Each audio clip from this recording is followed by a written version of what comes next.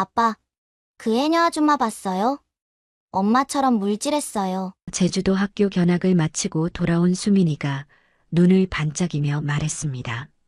나는 손에 들고 있던 카메라 렌즈를 떨어뜨릴 뻔했습니다. 수민이는 엄마가 떠난 지 6년, 이제 12살이 되었지만 어렴풋이 기억하는 엄마의 모습을 종종 이야기했습니다. 그러나 오늘은 달랐습니다. 아이의 눈빛에 확신이 서려 있었기 때문입니다. 어떤 해녀 아줌마? 내 목소리가 떨렸습니다. 수민이는 자신의 휴대폰을 꺼내 찍은 영상을 보여주었습니다. 성산 해녀 공연장, 까만 잠수복을 입은 해녀들 사이로 한 여성이 유난히 눈에 띄었습니다. 저기요, 저 아줌마요. 태왁을 엄마처럼 잡았어요. 그리고 수민이가 말을 이었지만 나는 이미 영상에 빠져들고 말았습니다. 바닷속으로 유연하게 들어가는 모습, 물 위로 올라와 숨비 소리를 내는 순간 6년 전 내 카메라에 담겼던 그 모습과 겹쳐졌습니다. 심장이 요동쳤습니다. 이름 알아? 간신히 말을 이었습니다. 응, 혜진이라고 했어요. 오혜진 해녀. 수민이가 대답했습니다. 혜진. 연주가 아니라 혜진이라니. 아마도 착각이겠지. 그렇게 수없이 스스로를 다독이면서도 그날 밤 나는 6년 전 촬영했던 다큐멘터리 필름을 꺼내보았습니다. 아내 연주의 마지막 모습들이 담긴 필름이었습니다. 촬영본을 보는 내내 가슴이 먹먹했습니다. 연주가 바다를 향해 미소 짓던 모습, 물질을 마치고 돌아와 수민이를 안아주던 순간들, 그 영상 속 연주와 수민이가 보여준 해녀의 모습이 겹쳐 보였습니다. 아니야, 그럴 리가 없어.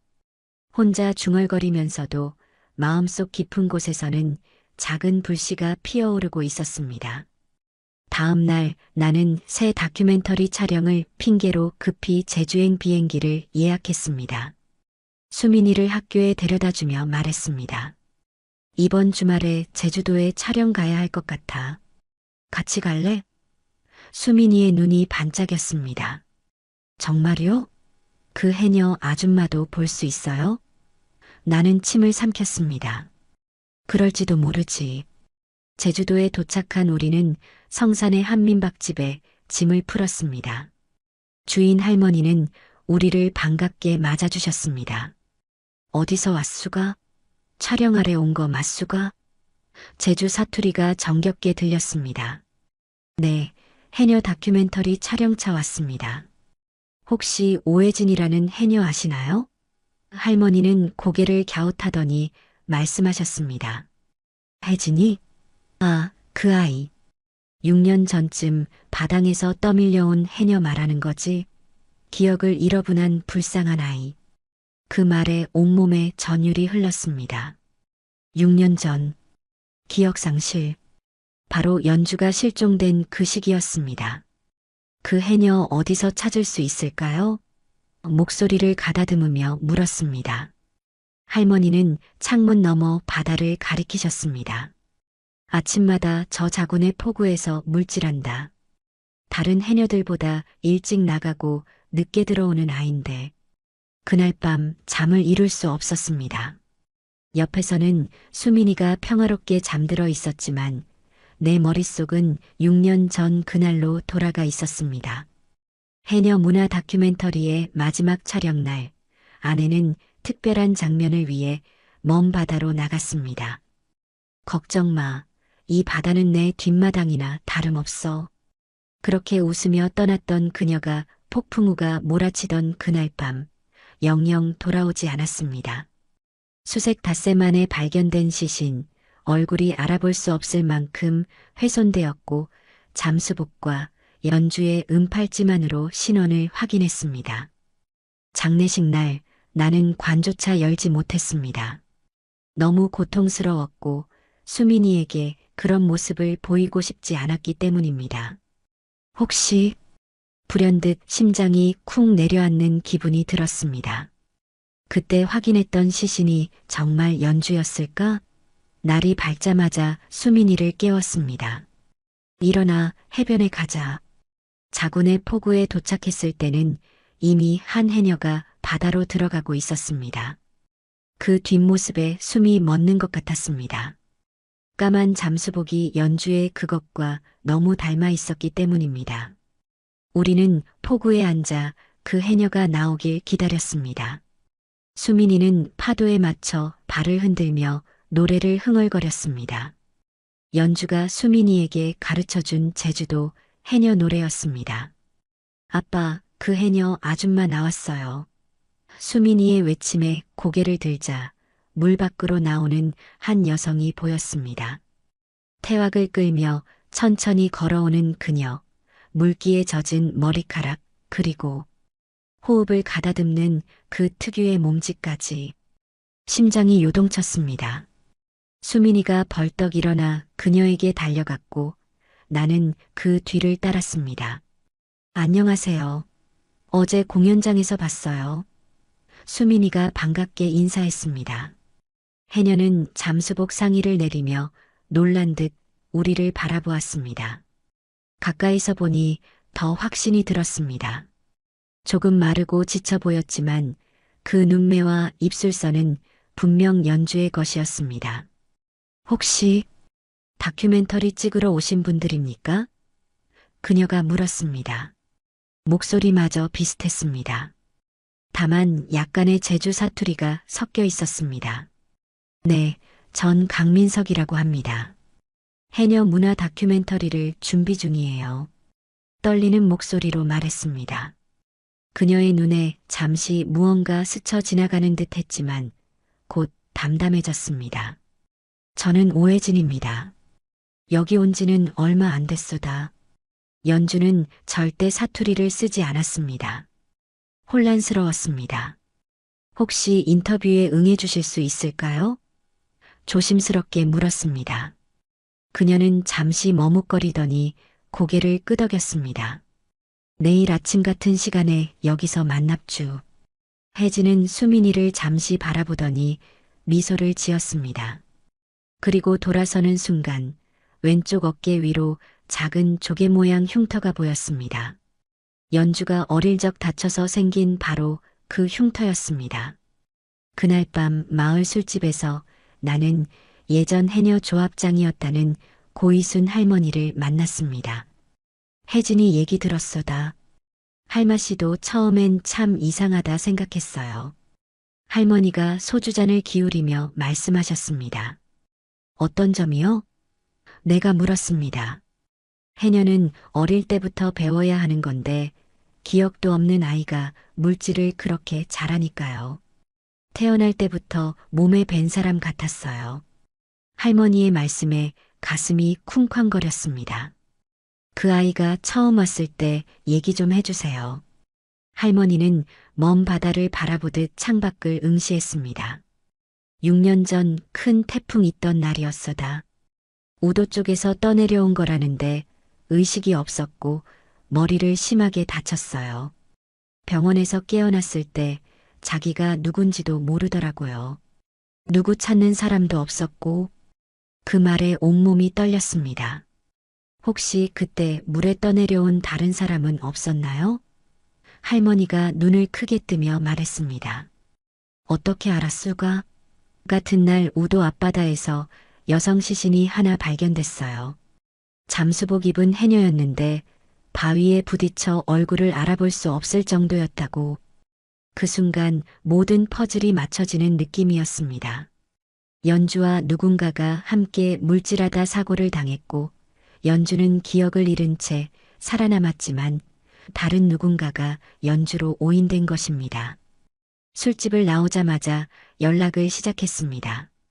경찰서, 병원, 사고 당시 수색에 참여했던 해경까지 모든 기록을 확인해야 했습니다. 민박으로 돌아오니 수민이가 창가에 앉아 바다를 바라보고 있었습니다. 아빠, 우리 내일 정말 혜진 이모 만나요? 아이의 눈에는 기대감이 가득했습니다. 나는 아이의 어깨를 안았습니다. 그럼 내일 좋은 대화 나눌 수 있을 거야. 다음 날 새벽 약속 시간보다 일찍 포구에 도착했습니다. 멀리서 바다로 들어가는 혜진의 모습이 보였습니다. 그 모습을 카메라에 담으며 기다렸습니다. 2시간 후 그녀가 물 밖으로 나왔습니다. 기다리셨네요. 혜진이 말했습니다.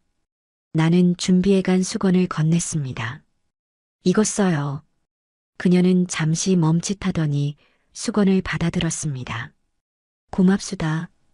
근처 바위에 앉아 인터뷰를 시작했습니다. 수민이는 조금 떨어진 곳에서 조개 껍데기를 줍고 있었습니다. 해녀 생활은 언제부터 하셨나요? 그녀는 잠시 생각에 잠기더니 대답했습니다. 정확히는 모르겠어요.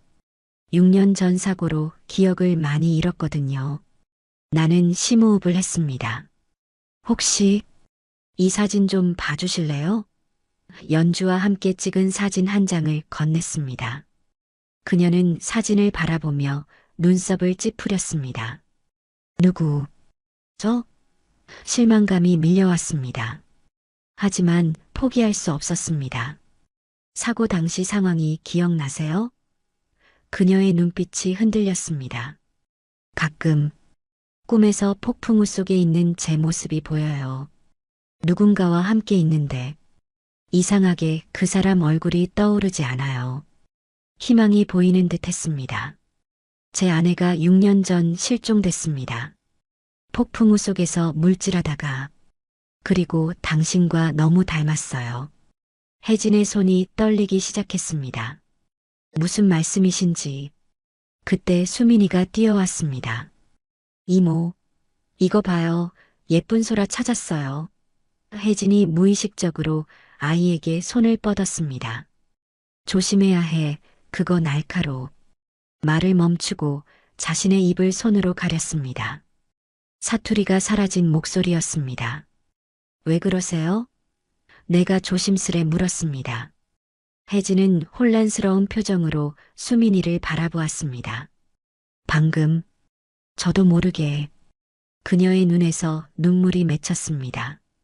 수민이가 그녀의 손을 잡았습니다. 이모, 울지 마요. 솔아줄게요. 혜진은 아이의 손을 잡은 채 꼼짝하지 못했습니다.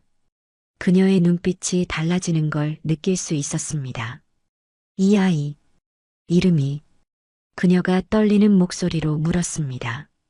수민이에요. 김수민. 내가 대답했습니다. 혜진의 몸이 떨리기 시작했습니다. 수민. 그녀는 천천히 손을 들어 수민이의 얼굴을 쓰다듬었습니다. 갑자기 그녀가 고개를 젓더니 일어났습니다. 죄송합니다. 오늘은 여기까지만 할게요. 그녀는 급히 자리를 떠났습니다. 수민이는 어리둥절한 표정이었습니다. 아빠, 혜진 이모 왜 저렇게 가요? 나는 딸의 어깨를 안았습니다. 괜찮아. 내일 다시 만나면 돼. 그날 오후 나는 제주 시내 병원으로 향했습니다. 6년 전 기록을 찾기 위해서였습니다. 오래된 의무 기록을 찾는 건 쉽지 않았지만 예전 촬영 당시 알게 된 의사의 도움으로 혜진의 입원 기록을 볼 수 있었습니다. 환자 오혜진, 추정 나이 30대 중반, 2018년 9월 15일 우도 앞바다에서 발견. 중증 두부 외상과 전신 타박상, 기억상실 증세, 심장이 쿵쾅거렸습니다. 9월 15일은 연주가 실종된 바로 그날이었습니다. 기록에는 그녀가 지니고 있던 물건들도 나와 있었습니다. 검은색 잠수복, 손목시계 파손된 목걸이. 목걸이? 연주는 항상 조개 모양 펜던트가 달린 목걸이를 했었습니다. 혹시 그 물건들이 아직 보관되어 있을까요? 의사는 고개를 끄덕였습니다. 무 연고자 물품은 5년간 보관 의무가 있어요. 아마 지금은 병원 창고에 있을 겁니다. 병원 창고 담당자의 도움으로 작은 비닐 봉투를 받았습니다. 손이 떨렸습니다. 봉투 안에는 파손된 손목시계와 녹이 쓴 목걸이가 들어 있었습니다. 목걸이를 꺼내자마자 숨이 멈추는 것 같았습니다. 연주의 것이 틀림없었습니다. 조개 모양 펜던트 뒷면에는 우리 결혼기념일과 이니셜 K, Y, J가 새겨져 있었습니다. 더 이상의 증거는 필요 없었습니다. 혜진은 연주였습니다. 민박으로 돌아와 수민이에게 말했습니다. 내일 특별한 선물을 줄 거야. 아이는 호기심 어린 눈빛으로 물었습니다. 뭔데요? 나는 미소 지었습니다. 조금만 기다려. 그날 밤 제주도의 어느 작은 집 앞에 서 있었습니다. 해변에서 물어물어 찾은 혜진의 집이었습니다. 문을 두드리고 기다렸지만 대답이 없었습니다. 다시 두드리려는 순간 멀리서 걸어오는 혜진이 보였습니다. 그녀는 나를 보고 멈칫했습니다.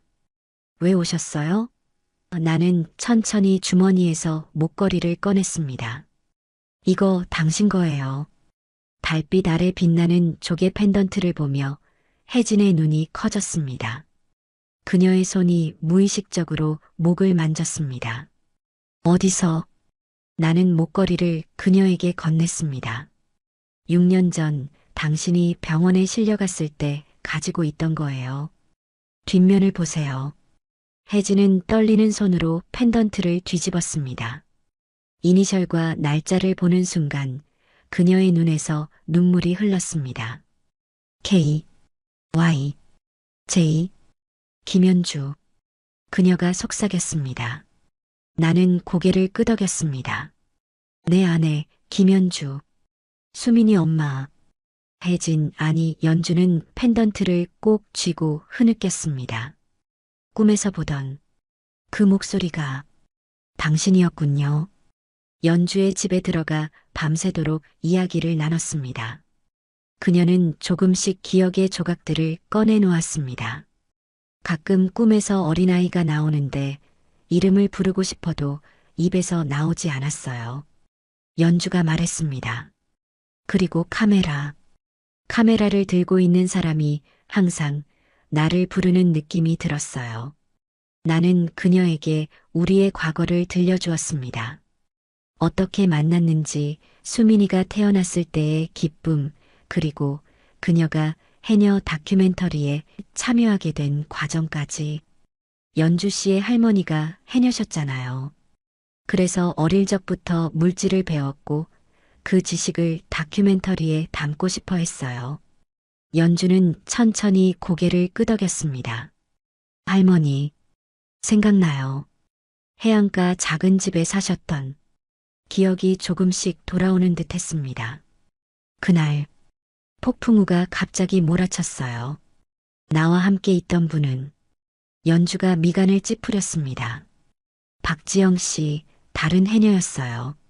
젊은 해녀들의 이야기를 담고 싶어서 함께 물질하러 갔었죠.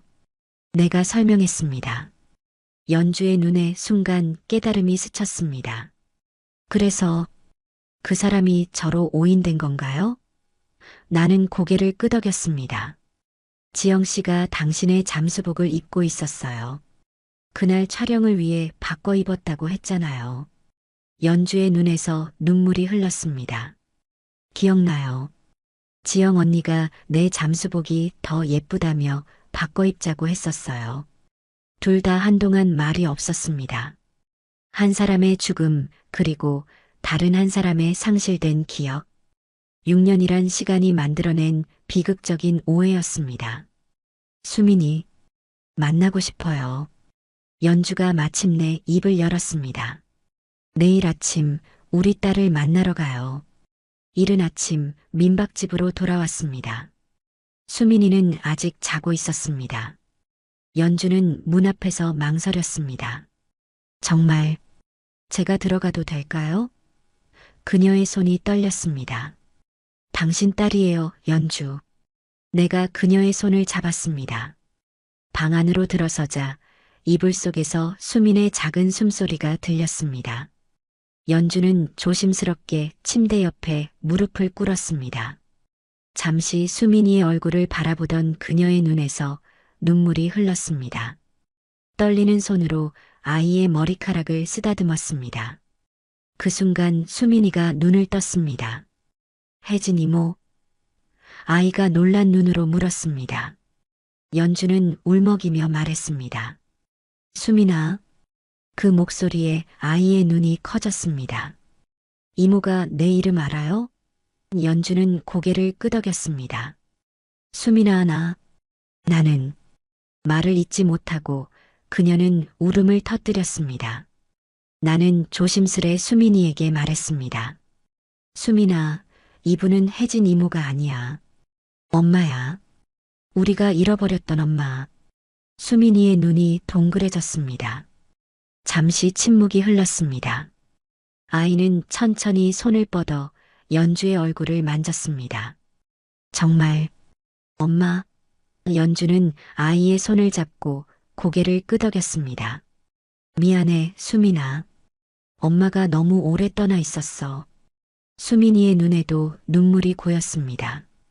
그리고 갑자기 아이는 연주의 품에 뛰어들었습니다. 엄마, 엄마. 아이의 울음소리가 방 안을 가득 채웠습니다. 연주는 수민이를 꼭 안은 채 몸을 떨었습니다. 내 딸, 우리 수민이. 그렇게 세 사람은 오랫동안 서로를 끌어안고 울었습니다. 6년의 시간이 한순간에 녹아내리는 것 같았습니다.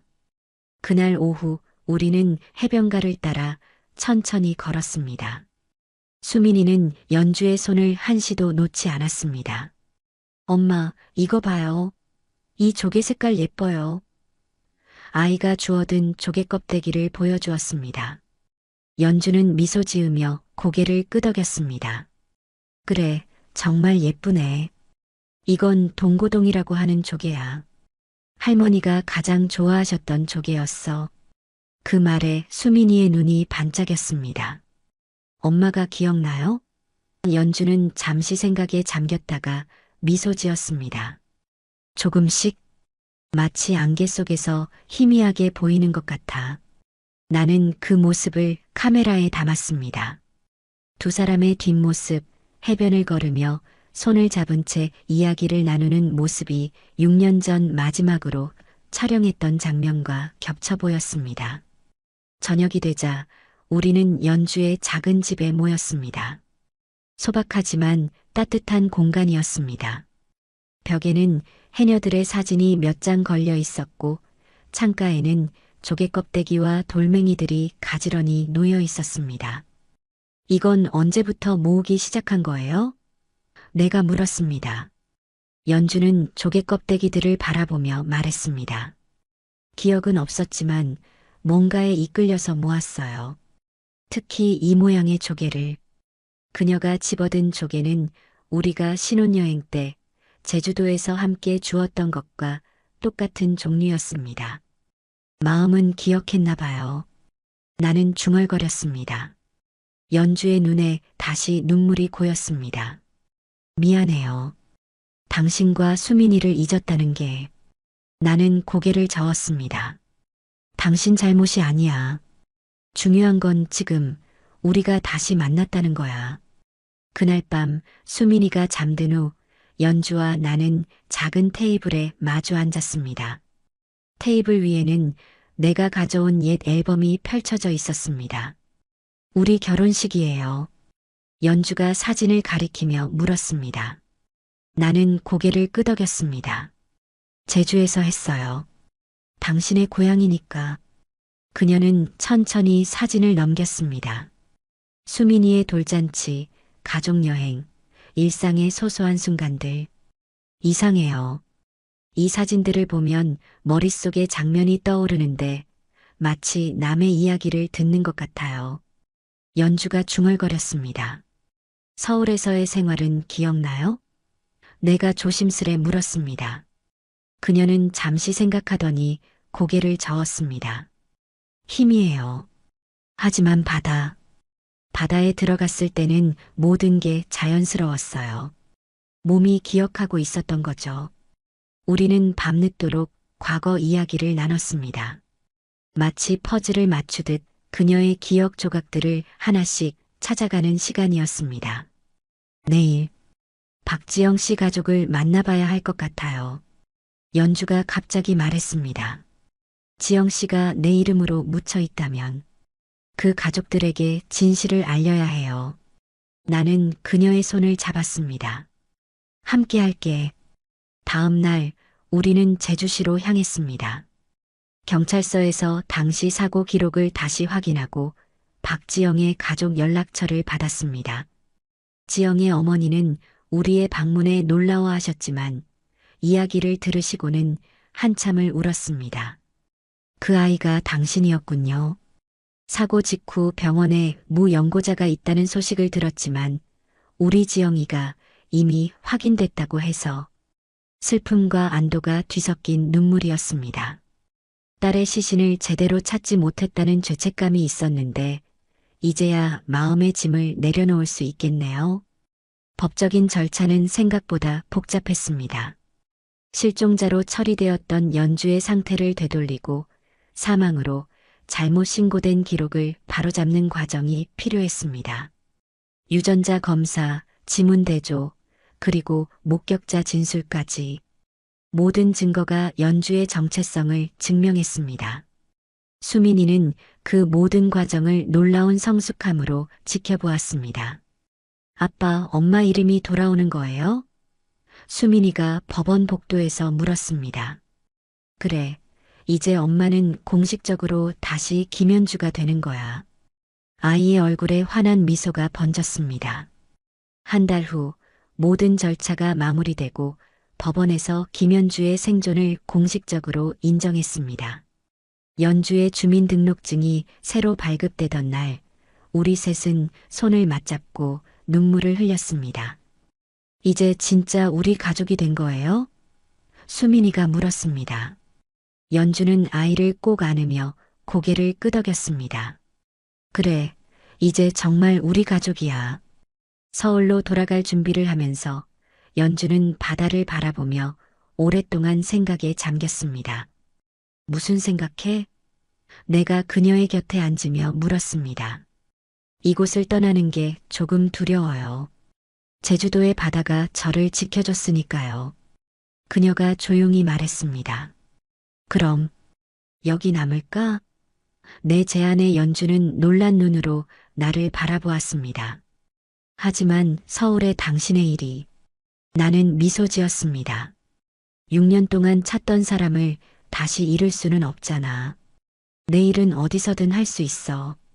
그렇게 우리는 제주도에 남기로 결정했습니다. 성산 근처에 작은 집을 얻었고 나는 제주의 해녀 문화를 담은 다큐멘터리를 계속 제작했습니다. 연주는 다시 물질을 하면서도 점점 더 많은 기억을 되찾아갔습니다. 1년이 지난 어느 봄날, 우리 가족은 해변에서 작은 의식을 가졌습니다. 박지영의 가족들도 함께였습니다. 바다에 꽃을 띄우며 지영의 영혼을 기리는 시간이었습니다. 고마워요, 지영 언니. 당신 덕분에 내가 살 수 있었어요.